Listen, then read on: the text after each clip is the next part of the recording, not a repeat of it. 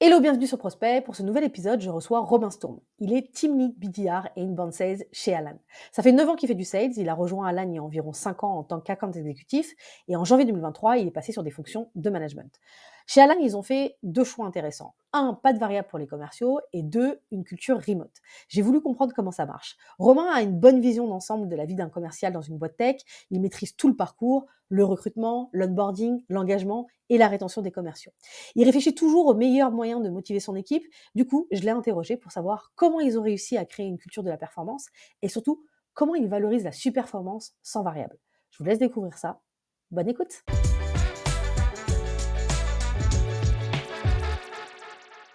Hello Romain, comment tu vas? Salut Laetitia, bah écoute au top, et toi? Écoute, ça va très bien. Je suis ravie de te recevoir sur Prospect pour parler d'un sujet qui m'a toujours intriguée. Aujourd'hui, du coup, tu es manager chez Alan. Il y a une particularité chez Alan, c'est que vous faites beaucoup de chiffres, vous êtes successful, mais vous avez une particularité, c'est que vos sales n'ont pas de variable, que vous êtes en full remote. Et notamment sur la partie BDR, on est sur des profils juniors. Et donc, je voulais t'inviter pour savoir en fait tout ça, comment vous faites pour que ça marche. Ouais, c'est clair, on n'a pas choisi la facilité avec Non. déjà cette politique du non variable. Sur le côté remote, on n'est pas full remote aujourd'hui. On a des bureaux hein, sur Paris, on a des bureaux aussi dans d'autres villes de Ok. France, mais on est très très très à l'aise avec le télétravail, donc on n'a pas cette culture du bureau où on est tous sur le floor, où on passe des calls ensemble. C'est pas forcément quelque chose qui nous caractérise. Donc comment on fait pour créer de la performance en fait? Moi, il y a quelque chose. En fait, du coup, ça pose la question au manager de qu'est-ce qui crée de la motivation et qu'est-ce qui crée de la performance. Ça force à aller un petit peu plus loin, à se poser des vraies questions. Et en fait, moi, je suis assez convaincu qu'aujourd'hui, ce qui crée de la performance, bah, ça dépend de deux choses. Il y a les qualités intrinsèques de la personne, ça c'est clair. Je veux dire, on va pas se mentir, c'est hyper important d'avoir déjà des top performers de base. Pour ça, nous, on a un process de recrutement aujourd'hui qui est assez robuste chez Alan, qui permet de s'assurer que la personne est capable de se challenger toute seule, qui permet de s'assurer que la personne est capable de se motiver, d'avoir des objectifs et d'avoir des vrais leviers de motivation intrinsèques, tu vois. Et moi, ça, en tant que manager, c'est quelque chose qui est hyper important pour moi, c'est d'être capable d'identifier c'est quoi les leviers de motivation de chaque personne de mon équipe pour que je puisse aussi leur rappeler dans les moments où c'est difficile, bah, pourquoi est-ce qu'ils font les choses, dans quelle mesure ça s'inscrit dans un projet un peu plus global pour eux. Donc ça, c'est la première chose. Comment créer de la performance, ça dépend des gens déjà, ça on va pas se mentir. Ensuite, il y a un deuxième point, tu as beau avoir les gens les plus performants, les plus motivés, s'ils sont pas dans un environnement challengeant, c'est sûr que ça va pas fonctionner. Et en fait, pour ça, comment on arrive à créer cette culture de la performance chez Alan? Moi, il y a un truc qui m'impressionne chez Alan pour y être depuis maintenant quelques années, c'est que c'est une boîte qui arrive vraiment à aligner absolument tous les gens de l'entreprise sur un seul et même objectif commun. Tu vois, donc en fait, chaque personne sait exactement dans quelle mesure ces objectifs ils s'inscrivent dans un objectif d'équipe, qui lui-même s'inscrit dans un objectif de communauté, et comment cette communauté elle performe pour le projet de l'entreprise globale. Tu vois, et on parle beaucoup de vision chez Alan. Et je pense qu'on est tous extrêmement alignés autour de la vision qui fait qu'on arrive à se challenger. Et en fait, on fait pas les choses uniquement pour nous, mais on les fait aussi pour l'équipe, pour le collectif, pour le projet d'entreprise dans lequel on croit beaucoup. Donc en fait, tu vois, avec ces deux paramètres, les qualités intrinsèques de la personne, plus l'environnement qu'on arrive à créer autour de cette personne-là, mais naturellement, en fait, ça crée une culture de la performance. En tout cas, ça crée notre culture à nous, et c'est comme ça que nous, on performe chez Alan. Donc, on va avoir pas mal réfléchi à la question, voilà, je pense, comment on fait chez Alan. Après, voilà, c'est pas parfait, hein, il y a des fois, c'est difficile, et on a des vrais challenges, mais en tout cas, on essaye, et ça fonctionne plutôt bien. Trop bien. Et bah, du coup, justement, par rapport au premier point que tu abordes sur le fait que ton job, ça va être d'identifier les leviers de motivation, et d'avoir les bonnes personnes. Est-ce que tu as des comment tu fais, en fait, concrètement? Parce qu'on le dit souvent ça, en fait, ça passe par quelles questions? Ça passe par, des use cases? Ça passe, voilà, comment tu fais pour pouvoir, en fait, t'assurer d'avoir les bonnes personnes qui vont correspondre, du coup, à l'ADN de la boîte? Carrément. En fait, déjà, pendant le processus de recrutement, il y a un certain nombre de questions qu'on va poser qui vont permettre d'identifier les traits de quelqu'un qui va être challenger, qui va se remettre en question, qui va apprendre par lui-même. Ça, c'est des qualités qui sont fondamentales. En fait, il y a une question très simple qu'on pose beaucoup en entretien technique. C'est est-ce que tu peux me raconter un cas un échec commercial et qu'est-ce que tu en as retenu? Qu'est-ce que ça t'a appris? Comment tu as fait pour le surmonter? Et je trouve que d'être capable de rapidement citer un exemple comme ça montre que la personne elle a pris ce recul nécessaire et qu'elle est capable d'en apprendre des choses. Et en fait, souvent, la manière dont elle te le restitue, ça montre un certain état d'esprit. La personne qui va dire oui, mais c'est parce que les objectifs ils étaient trop élevés, le lead il était pas bon. Ça, c'est des choses qu'on n'aime pas trop. Par contre, la personne qui va dire bah là j'aurais pu faire différemment, j'ai mal fait, j'ai beaucoup appris, j'en ai parlé avec mon manager, on a fait comme ça c'est des traits qu'on aime beaucoup. Tu vois, il y a en recrutement, on a cette question-là. On pose aussi une question un peu plus avancée sur est-ce que tu peux me raconter une situation difficile que tu as vécue avec ton manager, comment tu t'en es sorti. Et cette capacité que la personne elle va avoir à le formuler, ça en dit beaucoup. Tu vois, donc ça c'est pendant le recrutement. Et ensuite, moi, j'aime bien même après, une fois que la personne elle est arrivée dans l'entreprise, tu vois, quand je discute avec elle, vraiment, j'ai besoin de comprendre comment elle fonctionne, j'ai besoin de comprendre c'est quoi son type de personnalité, qu'est-ce qui la motive. Donc ça passe par des grandes discussions aussi. Moi, j'ai besoin un petit peu de, comme je dis souvent, rentrer dans le cerveau de la personne pour comprendre ce qui la motive et ce qui la drive. Et ça se fait avec de l'authenticité parce que moi, je suis aussi naturellement comme ça. Je me livre assez facilement. Et donc ça fait qu'on arrive à comprendre si on a en face de nous des gens qui sont vraiment motivés et qui ont envie de se challenger dans les moments où ça va être difficile parce que la vente c'est difficile et ça le sera. Donc, faut savoir pourquoi est-ce qu'on fait Ouais. les choses. OK, très très clair et sur le deuxième point du coup, sur cette dimension, d'environnement, d'avoir un environnement qui challenge, ça passe par quoi en fait?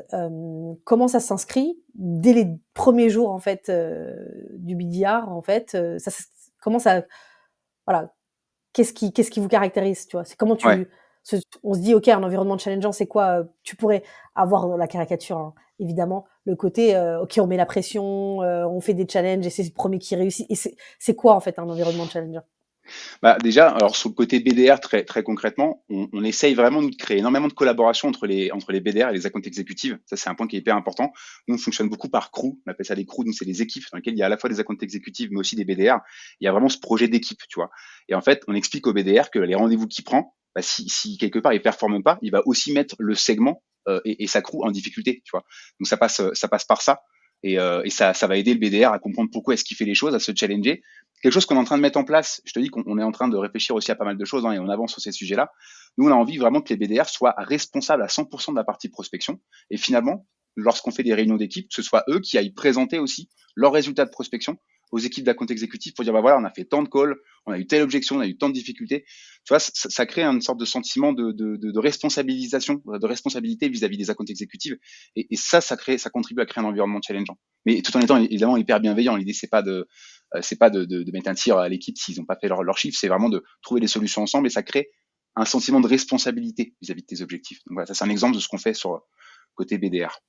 OK et sur la dimension, justement, bon, vous êtes assez connu comme ça, pour ça, sur la partie, faire le choix, de pas mettre de variables, en tout cas, au BDR et cetera.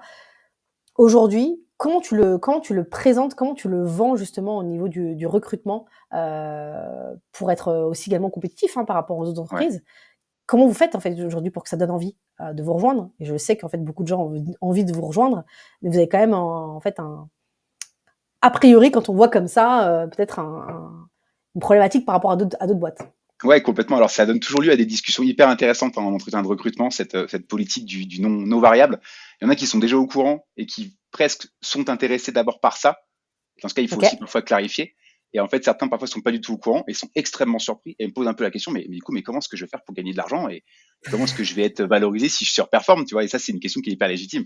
Donc en fait, déjà, il y a un point que je voudrais clarifier, c'est que le fait qu'on n'ait pas de variable aujourd'hui, ça veut pas dire qu'on n'est pas bien payé, hein. Déjà, je pense qu'on est très compétitif sur le marché du travail, notamment dans un environnement où, tu vois, la tech, c'est un peu plus compliqué en ce moment. Ouais. Quand tu parles avec les directions commerciales, les objectifs, ils sont pas toujours au rendez-vous. On est dans un climat qui est un petit peu plus compliqué. Les acheteurs, ils regardent à deux fois avant de signer des contrats.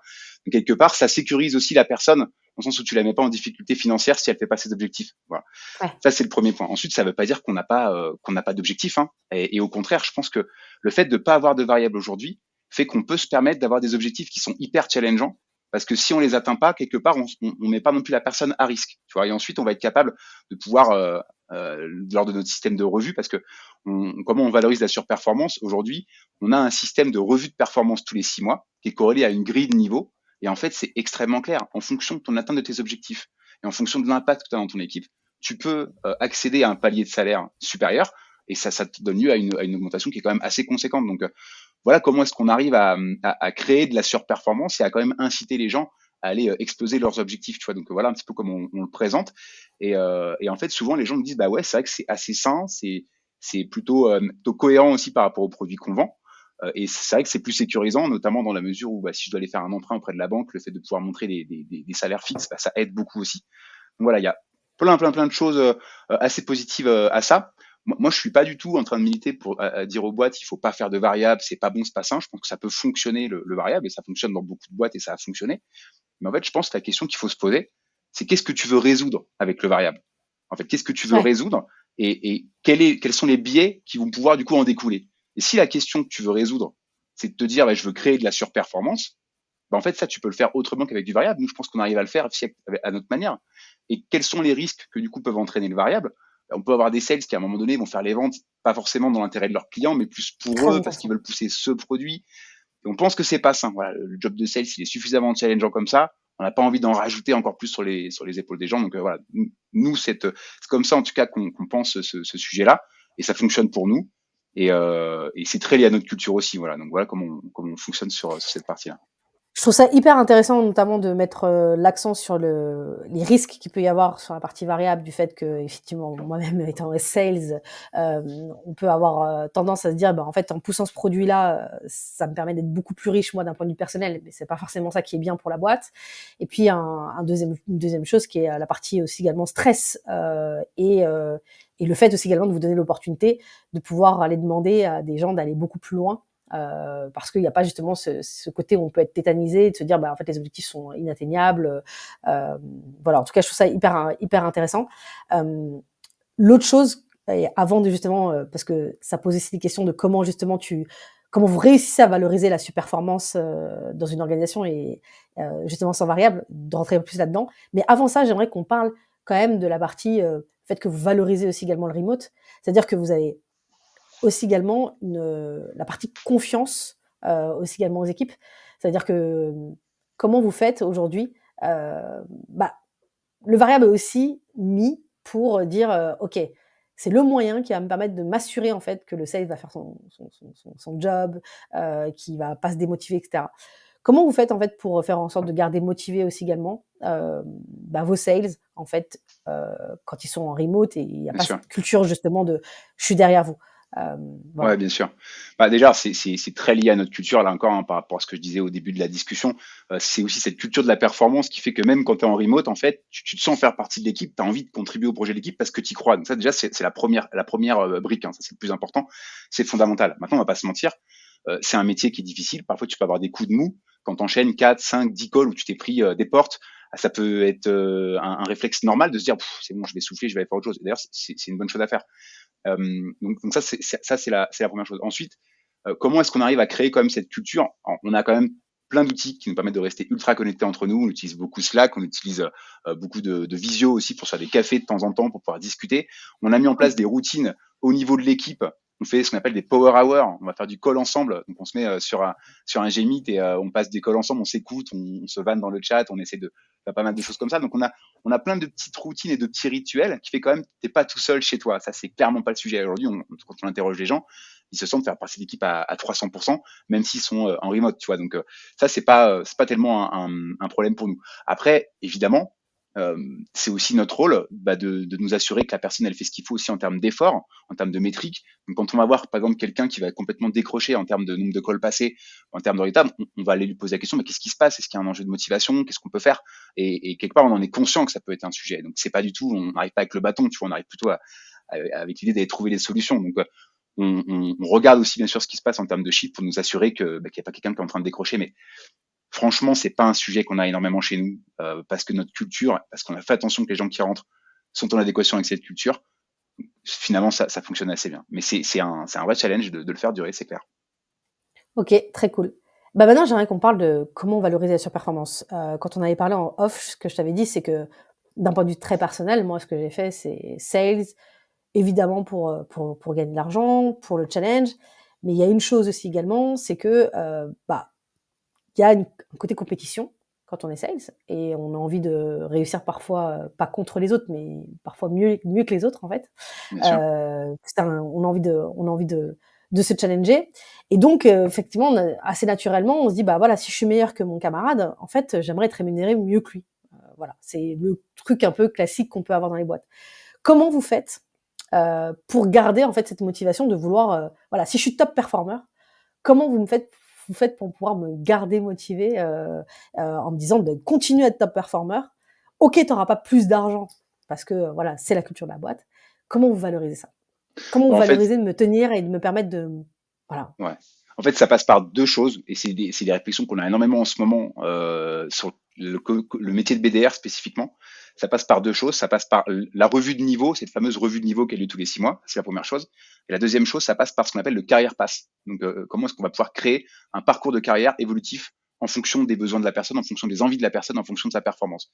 Donc, en fait, les 2 ils sont intimement liés. C'est-à-dire que quelqu'un qui veut surperformer, nous, on va l'inciter à surperformer dans le sens où on lui dit, si tu dépasses tes objectifs, tu vas te rendre éligible à une évolution de niveau et par conséquent être éligible à un salaire beaucoup plus intéressant. Et ensuite, les talents dans l'entreprise, ceux qui sont Tu vraiment peux juste préciser un petit peu ce que c'est ce justement ce système de niveau ce que vous avez mis système en de place? niveau, ouais. En Ouais. fait, ton salaire chez Alan, il dépend de 2 facteurs. Il dépend à la fois donc de ton niveau, donc ton niveau de seniorité sur ton rôle et ton nombre d'années d'expérience. Donc en fait, on a une grille qui est publique, hein, qui est accessible sur notre site. Tu as juste à taper Alan salaire sur Google et tu peux la trouver. Stylé. Et donc en fait, tous les 6 mois, tu vas on est dans ce qu'on appelle un cycle de revue de performance et on est en plein dedans en ce moment, tu vois, où chaque sales, chaque personne de la boîte va demander à plusieurs personnes autour d'elle de revoir sa performance. Et si l'ensemble des personnes qui revoient ta performance s'accordent à dire que tu évolues effectivement au niveau supérieur, à ce moment-là, tu passes à ce qu'on appelle un comité de promotion qui valide ton accès au niveau supérieur. Il y a quand même certains garde-fous. En fait, ça dépend sur la partie 16, ça dépend de 2 choses. Ça dépend donc de purement le pourcentage d'atteinte de tes objectifs. Donc ça, c'est hyper factuel, c'est clair, c'est net et précis. Et le deuxième point, ça dépend de ton impact qualitatif au niveau de l'équipe, parce qu'on encourage énormément la prise d'initiative et de pas être juste des contributeurs individuels, mais aussi prendre part à des projets, tu vois, type le recrutement ou la mise en place de nouveaux process. Donc, en fonction de l'impact que tu as eu dans ton équipe, tu vas pouvoir renforcer encore plus la partie performance. Et les deux peuvent aussi se contrebalancer. Quelqu'un qui va extrêmement bien performer et qui a eu un impact dans l'équipe qui est plutôt raisonnable, normal, quelqu'un qui a fait très bien son job, il va être très très bien valorisé aussi. Et quelqu'un, par exemple, qui a eu des objectifs qui ont été plutôt bons, mais qui a eu un énorme impact dans l'équipe en étant un vrai team player, en prenant du temps pour aider les autres, en participant à un gros projet, lui aussi il va pouvoir être voir son niveau à la hausse. Tu vois, donc c'est comme ça qu'on va aussi encourager, au-delà de la surperformance, la contribution à l'impact de l'équipe. Tu vois. Donc voilà un petit peu J'aime comment on beaucoup parce que fonctionne ça te là-dessus. permet en fait, ça vous permet d'avoir en fait une équipe, où vous gardez en fait un peu un mindset qui est sain, qui n'est pas orienté, même si vous êtes, orienté chiffre, croissance évidemment, mais aussi également, vous avez conscience que pour avoir cette croissance-là, il faut un bon environnement, il faut des gens qui soient, impliqués dans l'entreprise et donc ça se valorise et effectivement, parce que parfois on a un peu l'impression dans les boîtes, on va leur demander tout, sans, on va dire: «Bah, il faut que tu fasses du chiffre et en même temps, il faut que tu sois hyper impliqué dans les onboarding, que tu aides ton petit camarade et cetera et cetera». Mais par contre derrière, c'est pas forcément, valorisé. C'est qu'à chaque fois on va lui dire: «Bah, finalement tes chiffres sont pas super bons, alors malgré que tu as fait tout ça». Donc là, vous, Ouais. en tout cas, vous arrivez en fait à mettre un peu de nuance dans tout ça, donc c'est assez intéressant. Donc effectivement, donc il y a ce fait de pouvoir avancer et d'avoir des niveaux différents. Donc ça veut dire que plus on est un top performer, plus on va pouvoir évoluer au niveau du salaire et sur un niveau supplémentaire. Et ensuite, tu disais le levier de la partie carrière pass. Ouais. Aujourd'hui, comment vous l'avez construit? Parce qu'il y a aussi également parfois ce côté un peu compliqué où on a un super BDR, même si je sais qu'en France, c'est vu quand même beaucoup comme un poste de tremplin. Ce serait pas mal de le voir parfois comme un poste où on peut avoir de l'expérience, être senior et y rester, parce qu'on peut ne pas être un très bon AE, on peut ne pas être un très bon manager. Bien sûr. Comment vous faites justement pour pouvoir résoudre ça en fait? De pas forcément systématiquement perdre vos A players sur le BDR et le mettre en manager alors que parce qu'on n'est pas un bon manager Ouais. ou en AE alors que peut-être que ce serait pas un bon AE. Est-ce que vous avez trouvé des réponses là-dessus On, ou on fait des cherche, tests? on cherche énormément. Ça fait maintenant un peu plus de 2 ans et demi, 3 ans qu'on accueille des BDR chez Alan, donc on commence à comprendre certaines choses. Et en fait, je pense qu'on avait une vision peut-être au début extrêmement romantique qui consistait à se dire qu'on peut être BDR toute sa vie, qu'on peut performer très très longtemps sur ce métier-là. On peut être des experts de la prospection et des énormes fans de la prospection. Ça oui, c'est clair, on peut. Maintenant, vu les volumes qu'on demande chez Alan et vu l'intensité aussi qu'on met sur le job, dans les faits, on s'est rendu compte que c'était quand même extrêmement compliqué d'avoir des gens qui performaient vraiment à un très très bon niveau pendant plus de 2 ans, très clairement. Donc en OK, fait, je pense que ça, quelque part, il faut peut-être l'assumer aussi. Et moi, je suis à l'aise avec super. ça. En fait, ce qu'il faut, c'est vraiment justement quelqu'un qui nous rejoint aujourd'hui. Nous, on a envie de lui dire concrètement, pendant 1 an et demi, 2 ans, voilà à quoi va ressembler ton quotidien chez Alan. Voilà quels vont être les checkpoints que tu vas devoir aller chercher. Et en fonction de ces checkpoints-là, tu vas pouvoir passer sur un rôle d'account exécutif, passer sur un rôle de CSM, de CAM, passer sur un rôle de BDR senior, peu importe, passer sur un rôle qu'on appelle de sales associate, où tu vas aller plutôt faire de la prospection sur des très très grands comptes, c'est quasiment en mode projet avec des accounts exécutifs très seniors. Donc, ça va beaucoup dépendre de la personne. On essaie de pas faire la promotion d'un seul carrière pass. Ça dépend beaucoup de ce que la personne veut faire. Mais pour que ça, elle puisse le faire, il y a certains checkpoints à aller chercher. Donc, en fait, l'idée, c'est que quand tu arrives chez Alan, tu as un chemin extrêmement clair sur ce que tu dois faire pour pouvoir évoluer et continuer d'apprendre. Donc, ça, je pense que ça, c'est un levier de motivation qui est hyper fort. Parce que moi, tu sais pourquoi tu fais les choses. Dans les moments où ça va être difficile, tu as ton manager aussi qui va être là pour te rappeler, c'est quoi, toi, ton driver interne. Tu as aussi le projet de l'entreprise dans lequel tu crois qui t'aide aussi à te dépasser. Et tu as aussi, ouais, je sais pourquoi je le fais parce que potentiellement dans 6 mois, je vais aller chercher ce niveau et ce rôle-là qui me fait kiffer chez Alan, tu vois. Ça, c'est comme ça qu'on essaie de créer des leviers de motivation et quelque chose et valoriser la surperformance, quoi. Trop bien. Et toi, en fait, dans ta manière de manager, en fait, les équipes, hem, est-ce que dans le carrière pass, tu vas être, parfois, tu vas donner, en fait, un petit peu ton avis sur le profil, en fait, vers où il devrait aller? Parce que, bah, parfois, en fait, quand on commence, en fait, sur une carrière de sales, on peut se dire, voilà, romantiser, du coup, des métiers en se disant: «Ah, AM c'est bien» ou «CSM c'est bien parce que j'aime la relation avec les gens» et cetera. Bon, c'est plus compliqué que ça. AE, j'aime la compétition, je veux y aller, enfin voilà. Comment tu les aides, en fait, à comprendre, c'est quoi la meilleure next step pour eux par rapport à ce que tu vois d'eux? Ouais, carrément, c'est un super bon point. Bah, déjà, ça passe très souvent par le recrutement. Moi, j'ai souvent des gens qui me disent, bah, en fait, je veux rentrer chez Alan en tant que BDR parce que je veux passer à eux. Et je dis, OK, c'est cool, mais pourquoi, en fait? Pourquoi? Parce que on est dans une culture, notamment en France, tu le disais, on voit le métier de BDR comme un métier extrêmement junior, dont il faut vite se sortir, finalement. Mmh. Donc, on a tendance à voir les choses de manière très verticale. Il faut d'abord être BDR, ensuite, je passerai à eux, après, je passerai manager. Pourquoi pas? C'est un chemin possible, mais c'est pas le seul. Et c'est pas, ça doit pas être le Graal, tu vois. Donc, je challenge un peu la personne pour comprendre vraiment, mais pourquoi en fait tu veux ça? Parfois, la personne va m'exposer ses raisons, et en fait, on se rend compte que c'est pas forcément les bonnes raisons. Après, c'est pas à moi d'en juger, mais je l'invite à se questionner. Et en fait, parfois, les raisons sont complètement légitimes. Et donc, dans ce cas, ok, go, on peut y aller, on peut créer un carrière pass là-dessus. Mais vraiment, j'invite les personnes à se poser la question parce que on a tendance à voir le rôle de BDR vraiment comme une next step, enfin, comme une antichambre pour devenir account exécutive. C'est pas forcément le cas.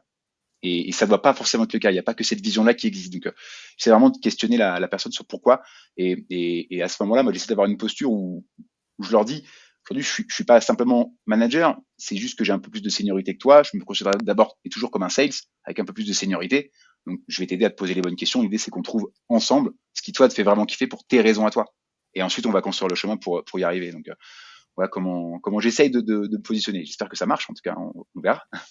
Bon, ça fait quand même pas mal de temps, hein, donc mais du coup, OK, à l'inverse, justement, comment tu t'y prends, pour gérer, en fait, bah, les profils où, en fait, il peut avoir un peu une baisse de régime, hem, un manque de confiance, manque de motivation et qui peut arriver, enfin, comme tu disais, en fait, le métier de sales n'est pas évident dans le contexte actuel et puis aussi également la vie extérieure peut avoir un impact, Bien sûr. sur notre métier, enfin voilà, on n'est pas des IA. Donc du coup, comment tu gères ça toi, en fait, ces profils-là? Est-ce que tu as un espèce de process, heu, qui te permet de pouvoir en fait, accompagner justement, le sales qui va pas très bien?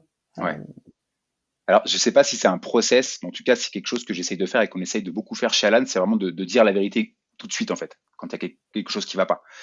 Moi, comment je fonctionne, quand chaque personne qui arrive dans l'équipe, je leur explique un petit peu comment je fonctionne, quels sont un peu mon mode d'emploi, tu vois. Et je leur dis toujours la même chose, je leur dis, moi, les managers et les leads qui m'ont fait progresser dans ma carrière, c'est ceux qui m'ont dit la dure vérité quand j'y étais pas, et pas ceux qui étaient très sympas avec moi quand ça allait bien, mais dès que ça commençait à aller moins bien, ils me laissaient un peu de côté, quoi. Ça, au contraire, c'est des gens qui ont plutôt tendance à me faire peur et à pas créer de la confiance. Donc moi, je leur explique, tu peux compter sur moi pour te dire les choses à la seconde où ça n'ira pas, avec énormément de bienveillance évidemment, parce qu'on sait donner du feedback chez Alan, mais tu peux compter sur moi. Donc du coup, les gens savent que j'agis dans leur propre intérêt en premier lieu. Donc, ça, c'est la première chose. Je pense qu'il y a un climat de confiance qui est ultra important d'avoir. Ensuite, comme tu l'as dit, notamment dans un contexte où on est en remote, c'est vrai que quand on voit des chiffres d'une semaine à l'autre, et nous, on analyse des chiffres vraiment à la semaine, quand on voit qu'il y a un décrochage, je pense que c'est important d'en parler immédiatement. Dire, est-ce qu'il y a un sujet sur cette semaine? Est-ce que il y a quelque chose qui explique ça? Tu as eu peut-être un problème à la maison? Tu Est-ce le que fais tu à peux... l'écrit ou à l'oral? Alors, on a un Parce que document je qu'on sais que vous avez prépare. une culture très écrite chez Alan, en tout Ouais, cas, c'est vrai. donc c'est pour ça que je posais la question, Ouais, c'est un super bon point. En fait, on a un document quand on prépare ces fameuses pipe review qui nous permet de la préparer en amont, et moi je prends toujours le temps de la lire aussi, dans lequel on peut poser certaines idées. Ça permet un peu de poser les bases de la discussion, et comme ça on arrive pendant la pipe review et on sait déjà un petit peu de quoi on va parler. Donc je commence un peu à poser les bases, et effectivement s'il y a vraiment quelque chose qui me préoccupe, ou je vois que la personne elle est plus en performance depuis un moment, on va aborder des choses de manière très très franche. Et comme je te disais tout à l'heure, moi j'ai besoin vraiment de rentrer dans la tête des gens dans mon équipe, tu vois. Et alors, je leur demande pas qu'ils me racontent leur vie, absolument pas. Je pense qu'il faut garder des distances. Et il y a des gens avec qui on a une relation plus ou moins proche en fonction des personnes, ça c'est ok. Mais c'est vrai que j'ai besoin de savoir si la personne elle a un problème à la maison, une difficulté personnelle qui fait qu'elle performe plus. Donc, je pense que on gère en abordant les choses avec beaucoup de bienveillance, beaucoup de transparence, hyper rapidement. Et plus on va l'aborder tôt, plus on va pouvoir construire un plan d'action pour le passé. Et en fait, très très souvent, dans l'immense majorité des cas, et ça je l'ai eu plusieurs dizaines de fois, le simple fait d'en parler, ça désamorce le truc immédiatement, ça remet la personne sur les rails, et ensuite elle repart sur de la performance. Après, si on voit que c'est récurrent, qu'il y a un problème qui est beaucoup plus structurel, bah là on essaie de trouver des solutions, et parfois bah, on arrive à la conclusion qu'il faut arrêter, ça peut arriver, mais on essaie d'aborder les sujets très très très en amont pour que ça ne devienne pas un problème. Et franchement, ça se passe plutôt bien là-dessus. Trop bien. Eh ben, écoute, on va conclure, mais avant, j'aimerais que tu puisses, si tu avais un conseil, notamment avec, ton expérience, tu as été sales pendant 8-9 ans, c'est pas rien. Maintenant tu manages. Quel conseil tu donnerais, en fait, à justement un jeune manager, en fait, qui manage des équipes qui sont pas évidentes, c'est pas du tout la même chose BDR et AE, qui manage une équipe de BDR pour, justement faire en sorte qu'elle, bah, elle performe. S'il y a un truc qu'elle doit retenir, un truc qu'ils doivent mettre en place au quotidien, ce serait quoi? Moi, j'ai tendance à penser que les gens, ils se comportent comme tu les traites. En fait, donc j'ai tendance à me dire, traite les gens comme des adultes, responsabilise-les, embarque-les dans ta vision, prends le temps de les connaître et de les comprendre, et ensuite, les choses, si elles doivent bien se passer, elles vont bien se passer. Et ça, c'est hyper important. Ne pas être vraiment dans l'over-control des chiffres, ne pas être trop orienté business, être beaucoup orienté people aussi, comprendre vraiment les gens, les embarquer dans ta vision à toi, et être le premier sales de ton équipe, ça c'est la première chose. Et traite les gens comme tu as envie qu'ils se comportent, et ça va bien se passer. Et en tout cas, c'est ce qu'on essaye de faire chez Alan, et ça se passe plutôt bien. Voilà. Bah, écoute, trop bien. Écoute, je te souhaite, bah, du coup, plein de réussite, chez Alan et donc du coup, merci énormément pour tous les partages que Avec tu as fait, c'était plaisir. très cool. Voilà. Avec plaisir, Laetitia. Ciao, ciao, à plus. Ciao.